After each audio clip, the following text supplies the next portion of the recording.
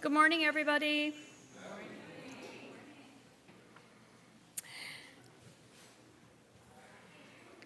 This is a vibrant and busy time at First Unitarian Universalist Church of Austin.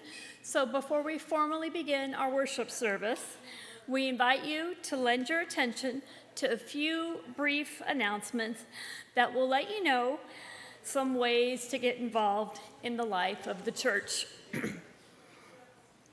We're thrilled to announce that we'll be co-hosting the annual Women in Fair Trade Festival at First UU next Saturday and Sunday from 10 a.m. to 5 p.m.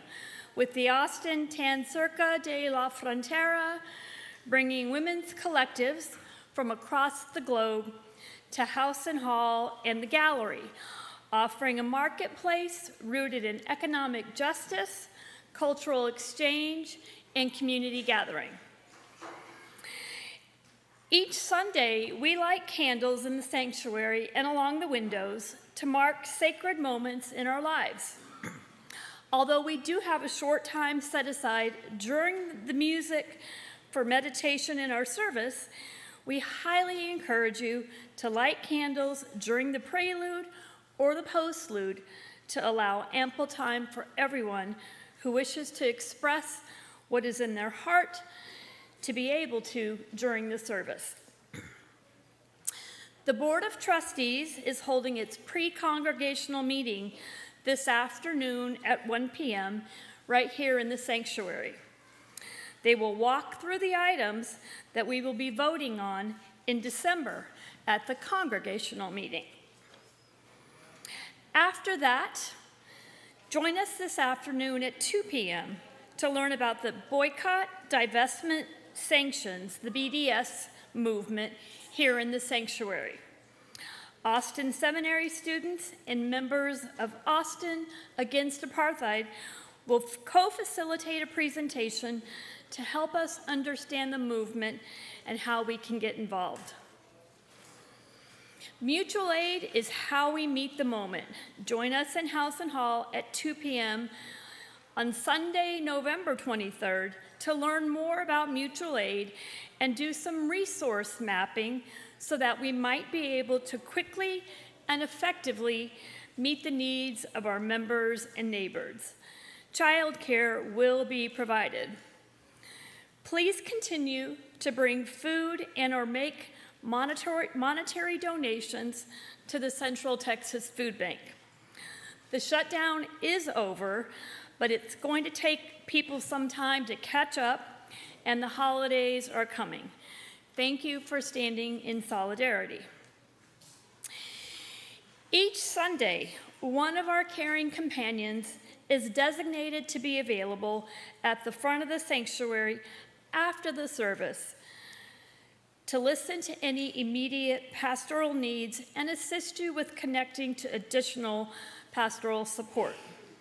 Today's caring companion is Joseph Hunt. Joseph, could you please stand? There you go. Joseph's right there.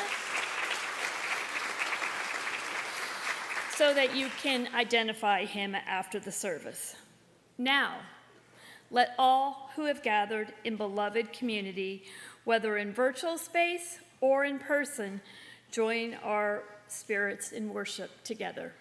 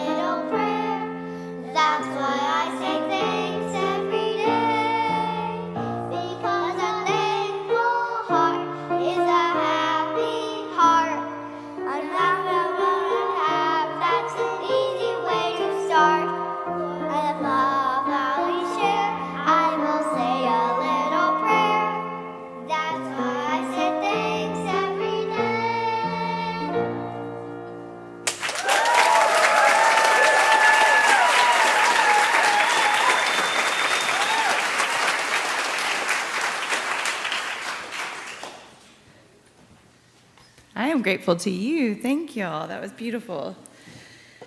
Good morning. Whether you are joining us online or you're here in person, welcome to First Unitarian Universalist Church of Austin. We are a spiritual community dedicated to a free and responsible search for truth and meaning and beauty. I'm Reverend Carrie Holly Hurt. I'm the assistant minister here.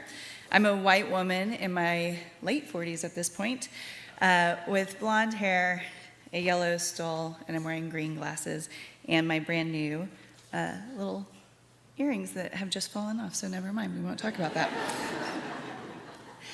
I especially want to welcome you if you're new here.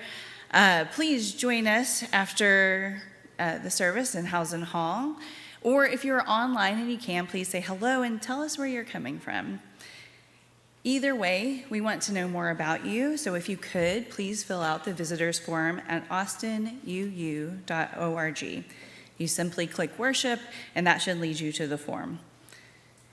Here, we welcome everyone, every beginning and path, every beautiful expression of human flowering, all pronouns, all the ways and ones we love, all abilities and disabilities. Each and every one of you, you are welcome here. You belong here. Now, we come from a long tradition of seeing that ocean of divine love flowing through each and every one of us, and it is in that tradition that I invite you now to greet the holy among us.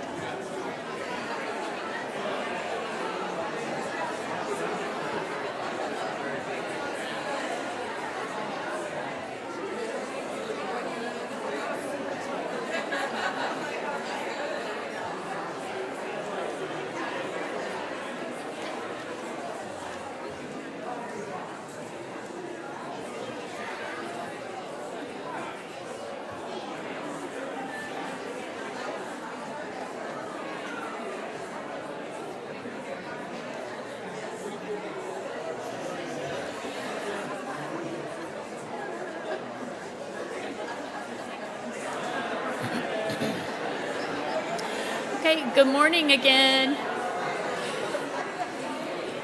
Good morning.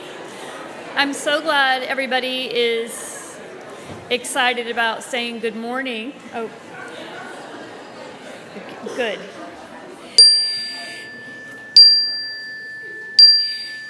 Y'all should know by now that when I'm the lay leader, anything could happen. You know, you just never know. So, and I usually just roll with it. So, yeah. Okay. And I am Celeste Padilla. I am a Mexican-American woman. I am still in my late 50s. I still have not colored my hair. Thank you. It's definitely a point of pride. My pronouns are she and her. And I am really thrilled to be here as your lay leader. We're in for a really good service. Now, please join me in the words by which we light our chalice. This is the flame we hold in our hearts as we strive for justice for everyone.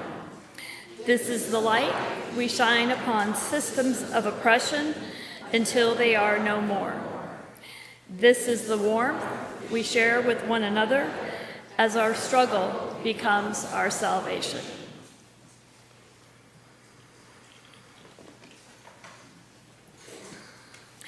Our call to worship is by A. Powell Davies.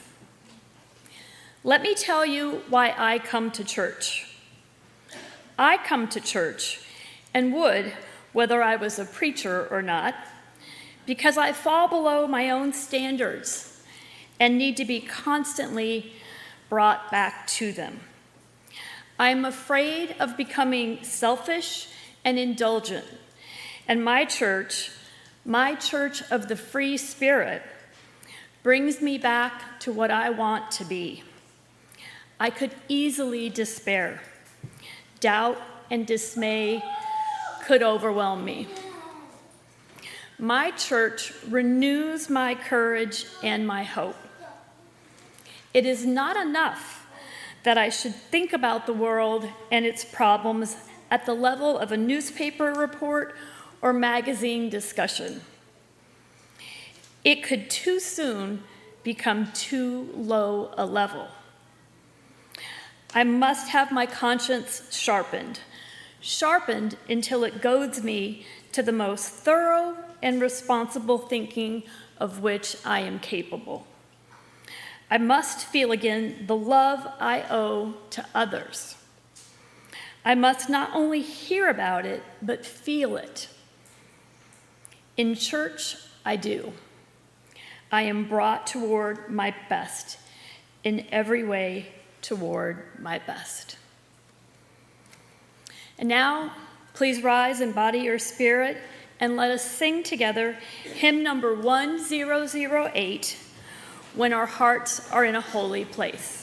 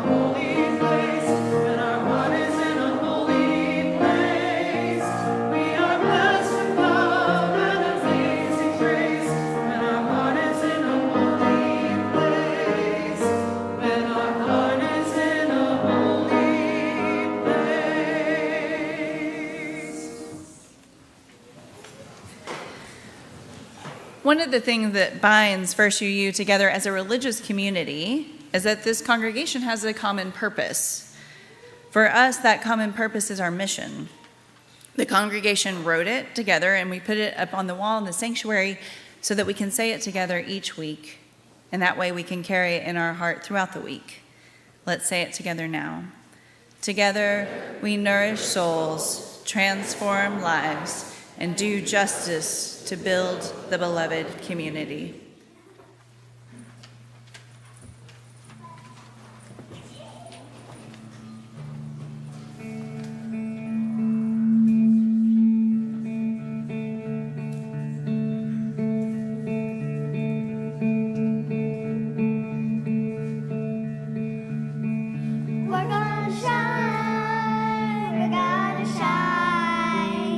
Any day, every time.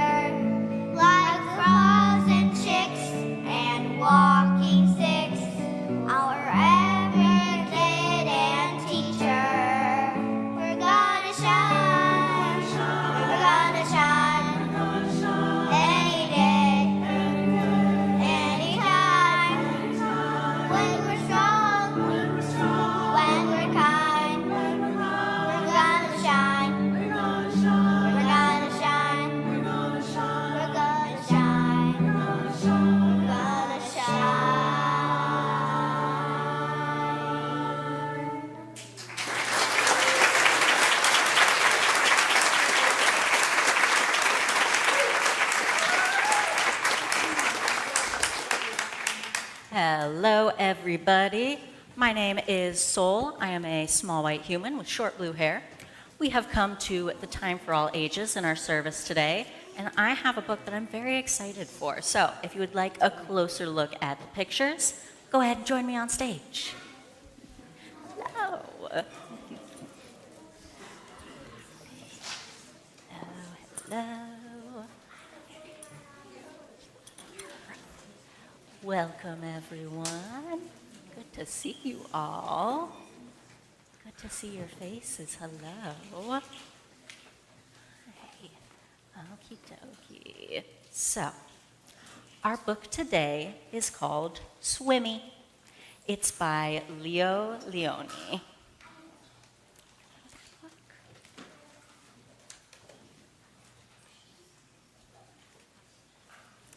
A happy school of little red fish lived in a corner of the sea somewhere. They were all red. Only one of them was as black as a mussel shell. He swam faster than his brothers and sisters. His name was Swimmy. One bad day, a tuna fish, swift, fierce, and very hungry, came darting through the waves. In one gulp, he swallowed all the little red fish. Only Swimmy escaped. He swam away in the deep, wet world. He was scared, lonely, and very sad.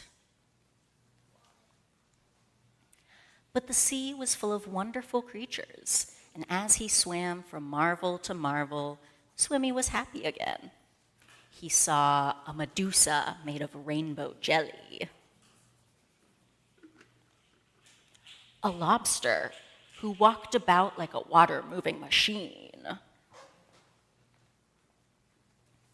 strange fish pulled by an invisible thread,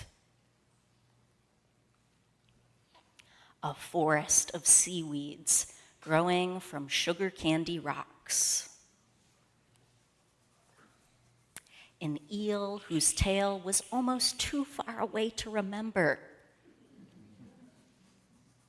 and sea anemones who looked like pink palm trees swaying in the wind. Then, hidden in the dark, dark shade of rocks and weeds, he saw a school of little fish, just like his own. "Let's go and swim and play and see things," he said happily. "We can't," said the little red fish. "The big fish will eat us all." "But you can't just lie there," said Swimmy. "We must think of something." Swimmy thought and thought and thought. Then, suddenly, he said, "I have it. We are going to swim all together like the biggest fish in the sea." He taught them to swim close together, each in his own place. And when they had learned to swim like one giant fish, he said, "I'll be the eye." And so they swam in the cool morning water and in the midday sun and chased the big fish away. The end. Thank you all so much for listening. Let's head on out.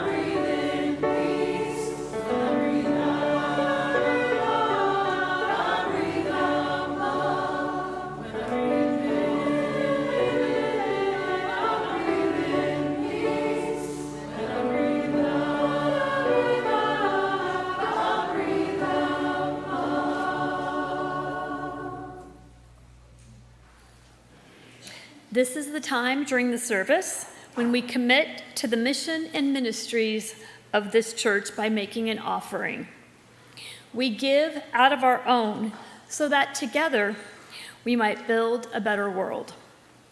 If you are visiting with us today, please allow the plate to pass you by. You are our guests. You can give in several ways. You can give online or by texting your contribution using the instructions that will be showing on the screen during the offering. Or if you are here in person, by placing an offering in the basket the ushers are about to pass. Here in the sanctuary, the ushers will now collect our offering.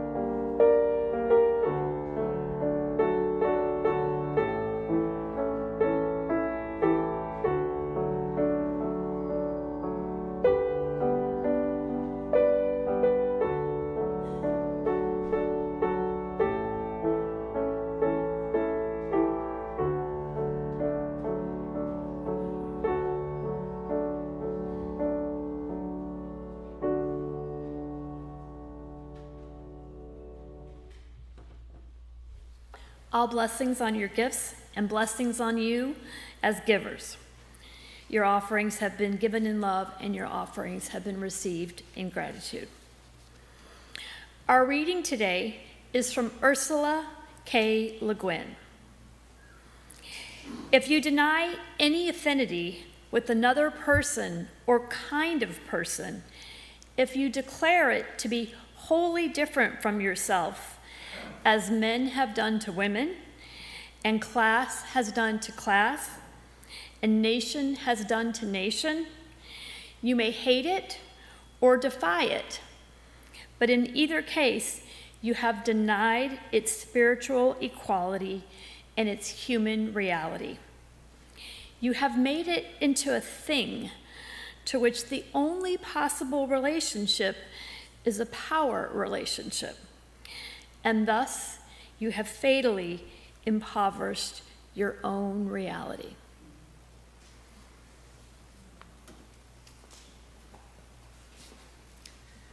This is the time in our service where we breathe together, where we ground and center ourselves together. And breathing together, we can sense one another's loving presence. Breathing in and out, we follow our breath to a deeper place, a place of greater wisdom, a place where that divine ocean of love flows.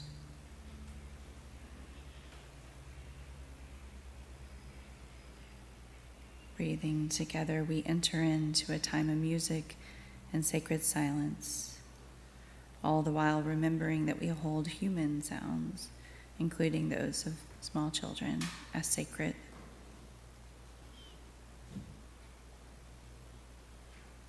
And as we enter into this time of quiet and music, I invite you to light candles and to keep in your mind and heart members of our community who are ill or in sorrow, like our beloved Sparkle, who is recovering from an accident. And we also stand with those who are celebrating as well.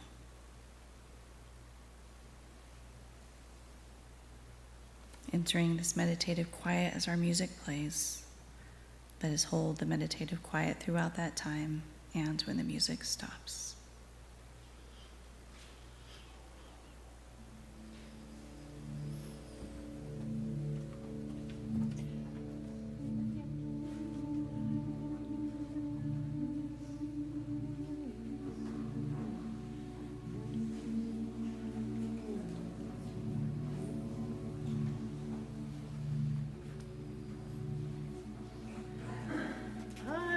Dreaming in my dreaming of an aspect bright and fair, and my sleeping it was broken, but my dream it lingered near in the form of shining valleys where the pure air rarefied, and my senses newly opened. I awakened to the cry that the people have the power to redeem the work of fools upon the meek. The graces shower its decree. The people rule. People have the power.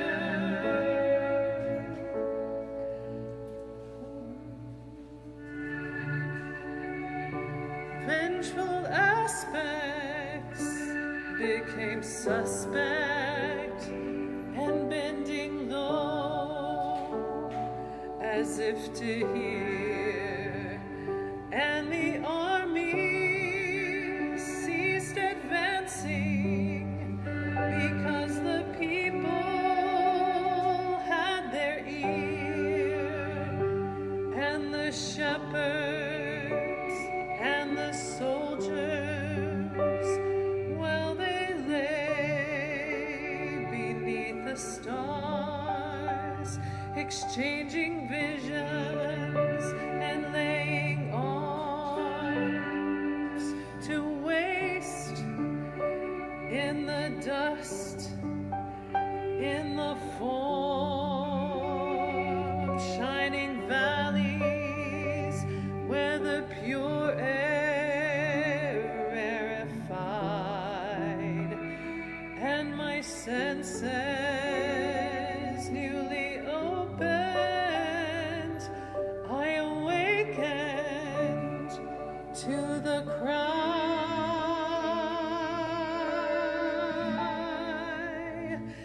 People have the power. People have the power. People have the power. People have the power. People have the power.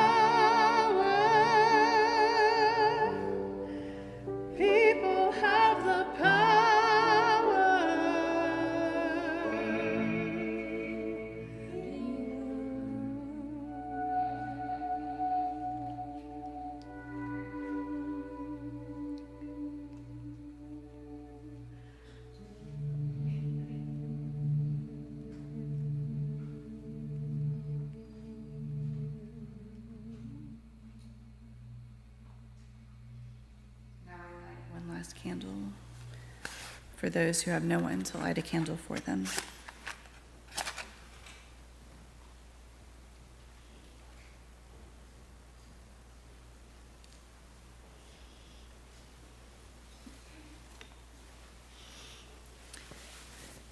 I'm going to preach, so I'm going to take off my jacket.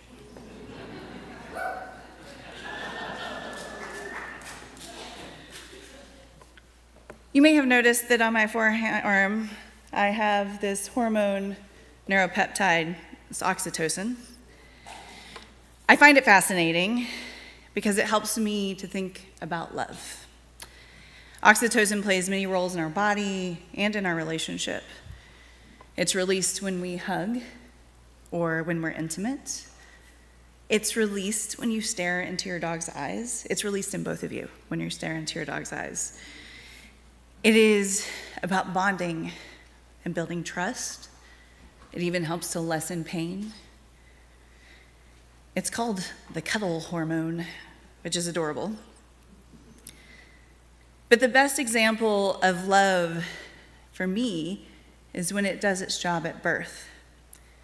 Oxytocin is what causes contractions. Now, if you've ever experienced those, or if you've ever seen someone experience those, you know that this is not feel-good times. This is not cuddle time.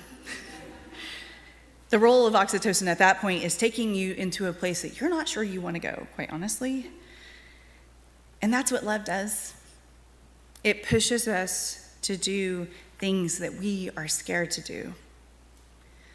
Love makes us brave. And because it bonds us, love makes us brave in community, which is exactly what Reverend Chris preached about last week. Bravery comes from community. Love is powerful and it is actionable, and it is only right and good that we have now articulated it as what is at the center of our work and our faith. It's the only thing that's going to get us to beloved community. Because it's the only thing that's going to make us brave enough to do that work, which is to love the hell out of this world, as Reverend Joanne Fontaine Crawford told us. The hells of racism and sexism and ableism and all those other horrible isms, the hells of hunger and war and constant fear, the hells of disconnection and marginalization and incarceration. If the beloved community is the mission of our church, then love must be what we rely on to do the work. And that's good because love is powerful stuff. Love is what can meet this time of so much cruelty and so much violence. And honestly, it's what keeps me coming back, even if I wasn't preaching. Just as A. Powell Davies told us, the church is where I come to remind myself to be centered in love. It's where I come to sharpen my own conscience and redouble my commitment to the collective liberation. It's beautiful because there's so many wonderful things that we can do in community, and systems of supremacy have gotten us so messed up. Just as I can get motivated at what we can do together, I can also get really overwhelmed at the vast gulf that exists between where we are and where love calls us to be. As we've heard over the last few weeks, over 40 million Americans are on food assistance, a program that has recently been used as a cruel political tool, as if people don't need to eat, as if food isn't a basic human right, as if we aren't all just spinning on the same blue planet with the same basic needs. But instead of remembering that we do live on the same planet with the same needs, we have a system that allows people to go unhoused and unsheltered. 18 out of every 10,000 people in the US go unhoused. And to add insult to injury, in Texas, that can become a crime, and it has the full backing of the Supreme Court. We have the most medical debt. We have the highest maternal mortality rate. We have the highest incarceration rate compared to other rich nations. I could go on and on, but y'all know this. Y'all know that the state of things is far from love. The gulf between where we are and love is huge. It's huge. And yet it's that brave making love that calls us to do the work. Calls us to narrow that gulf until it doesn't exist anymore. That's the beloved community. Love asks us to stop participating in hierarchies that keep systems in place. And one way to do that is to unlearn our charity mindset and move to a solidarity mindset. Charity mindset is how we've been taught to address unmet needs. Now, meeting unmet needs is a really good thing. I would never say to stop doing that. But if we're doing it with a charity mindset, the problem is that mindset perpetuates the status quo, because it is designed to exist within systems that perpetuate the problem without critically addressing the reasons those problems exist in the first place. Matthew Desmond, in his book, Poverty by America, writes, when we don't own property or we can't access credit, we become dependent on people who do and can, which in turn invites exploitation because, hey, it's capitalism, and in capitalism, a bad deal for you is a good deal for me. This has come into sharp relief this last few weeks as the nation has been talking about SNAP and how we have learned that the majority, 3/4 of the people who receive SNAP are in full-time employment. Now, I don't think that you should have to work to be worthy of food. You are worthy for food because you are living. But what the statistic tells us is that our system is about exploitation. That big corporations can hire people and become incomprehensibly rich, while the people whose labor is making them rich are struggling to meet their most basic human needs. When we have a charity mindset, we don't do that drilling down. We don't look at the systems of exploitation, but rather we do what we've been taught to do, which is to put the focus on the individual and their pitiable or tragic reasons that they are the way they are. We've taught to see them as the problem. But if we unlearn this, if we take a solidarity approach, we look past the individual into the larger systems. This is captured so beautifully by Bishop Desmond Tutu when he said, there comes a point when you need to stop pulling people out of the river and you need to go upstream and find out why they are falling in the first place. Now, it is a good point in the sermon to say, I am not saying to stop providing for people's basic needs. We must go upstream and find out while people are falling into the river, and we must challenge those systems and change those systems to stop the problem from even happening. And in the meantime, we also need to keep pulling those people out of the river, because people still need safety. People still need warm clothes. People still need to eat. Please continue to donate to the Capital Food Bank and or your local free fridge and or your neighborhood Buy Nothing group. And if you're someone that needs food, rely on your neighbors for it.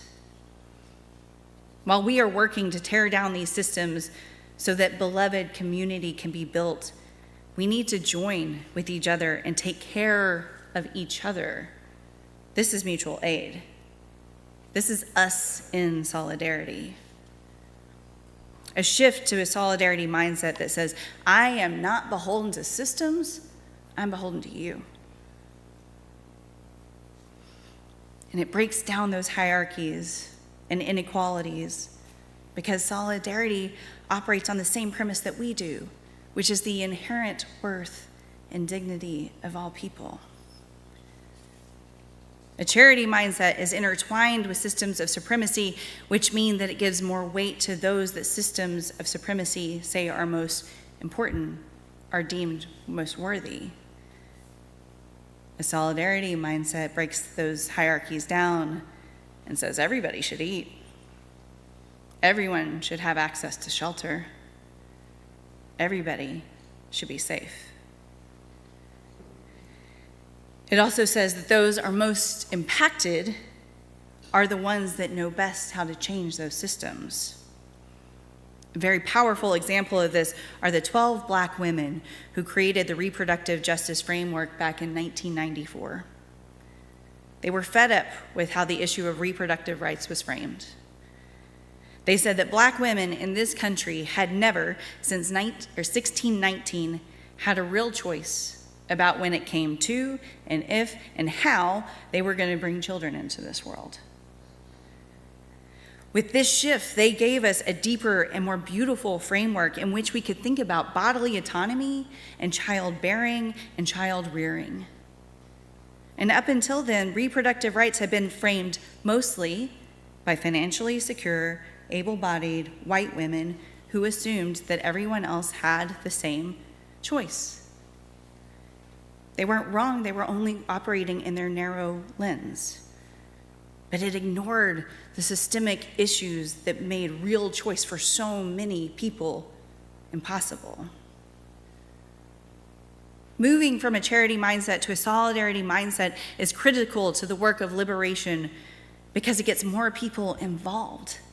And when we get more people involved, we can have a fuller understanding of what we need to do to change, what we are growing towards. Solidarity is centered in love, and it is the foundation of liberation. It is the foundation of the beloved community. And we get there by shifting. We get there by shifting away from seeing our work as charity to one of solidarity. But to do it, we must believe that change is possible. We must stop accepting defeatist attitudes that tell us stupid things like the poor will always be with us. I hate that saying so much. Rather, we must believe that another world is possible and work like it is. And we have to examine the way that we are contributing to exploitation. Poverty benefits most of us. Matthew Desmond writes, "The duality of American life can make it difficult for some of us who benefit from the current arrangement to remember that the poor are exploited laborers, exploited consumers, and exploited borrowers precisely because we are not." After all, how do we get filthy rich corporations that can pass down low prices if that's not the arrangement? But these things are sneaky because we are not usually having a nationwide conversation about SNAP. Because we usually are not looking at images of genocide in the Congo, a genocide that is directly related to the cobalt in our phones and in our electric cars. And we don't have to feel shame about that. We do not have to get defensive about that. Shame is a massive impediment to our growth. But if you're feeling uncomfortable, believe me, I feel uncomfortable too. But you know what? That's okay. Love's got us. Like our living tradition, we are allowed to grow and change. We are allowed to unlearn and do better going forward. This afternoon, we have the opportunity to learn about the boycott, divest, and sanction movement that allows us to stand in solidarity with Palestinians who are being crushed under the weight of apartheid. I hope you'll join me. It's actionable, just like love. When we center solidarity, we have to tear down the false walls between us and them. And it's a very human thing to build those walls in the first place. Just try to say, we're not like them. That would never happen to me. I would never be in that situation because, just never could. How many of y'all done that thing where you hear about someone's horrible tragedy and you almost immediately start asking questions to try to distance yourself from them? I've done it. I'm very guilty of it. Like, what piece of information am I going to receive that's going to allow me to feel safe from what they're experiencing? It's such a human thing to do. Many of us have never learned to be comfortable with other people's pain or suffering. And many of us have taught rugged individualism. And so we rush to distance ourselves from the other person. Completely understandable. We're trying to conjure up a sense of security. But y'all, it's an illusion. There is no difference from the person with the tragedy and me. There is no difference. In 1886, Tolstoy wrote, "We imagine that their suffering are one thing and our life another." The truth is that we are part of the web of existence, that our lives, whether lived in comfort or a war zone or under a highway, are all woven together, which means that our lives and our liberations are completely interlocked. There is nothing that separates me from the person holding a sign on the side of the road. There is nothing that separates me from the person going bankrupt or going hungry or unhoused or running from bombs. There is nothing, but maybe, therefore the luck of the draw go I, that separates me from another human being on this planet. We shift into a solidarity mindset when we break down those false walls that separate us. When those walls start to break, we can act. We act with the conviction that things can be different. We believe people and we start to act on what they are telling us. We begin to live in community with all sorts of people, relying on them. We work hard to break our addiction to individualism and start to see what we do as mutual aid, breathing into our bones that it is okay and right and absolutely necessary to ask for help. In a healthy community, we ask for help and we give help. Because we are all spinning on the same blue planet with the same basic needs. We give and we receive. Next Sunday at 2, we're going to do what we can to figure out how to work more in solidarity. We're going to do some asset mapping so that we can be a part of building the beloved community in a more actionable way. It's going to be revolutionary work, and only the coolest revolutionary people will be there. Can't wait to see you all. Y'all, love is not being centered in our world. Cruelty is, supremacy is, and the gulf between the beloved community and where we are right now, it is huge. We know this. But that powerful, brave making love calls us.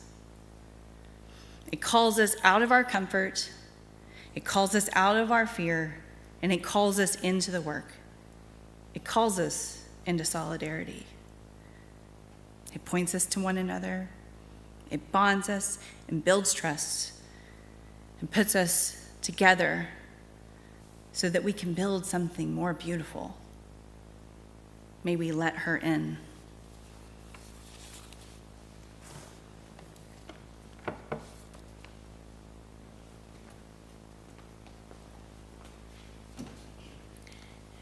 And now please rise in either body or spirit and let us sing together hymn number 155, Circle Round for Freedom.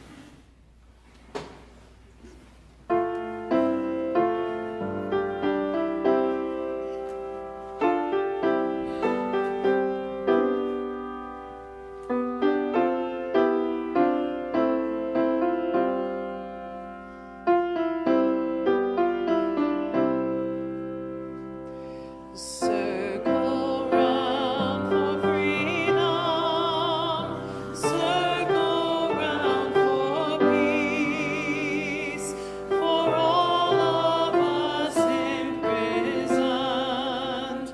Circle for release, circle for the planet, circle for each soul, for the children of our children. Keep the circle whole. Circle round for freedom, circle round for peace, for all of us imprisoned. Circle for release, circle for the planet, circle for each soul, for the children of our children. Keep the circle whole.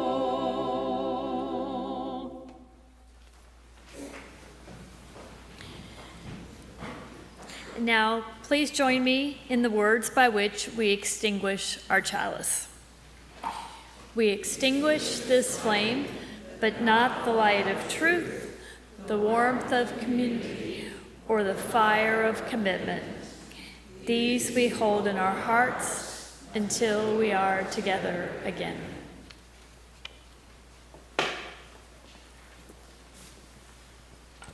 As we leave this sacred time of holding and being in community, I want to leave you with a blessing of sorts from Adrienne Marie Brown. You aren't the first, you won't be the last, and you are not alone. Go in love.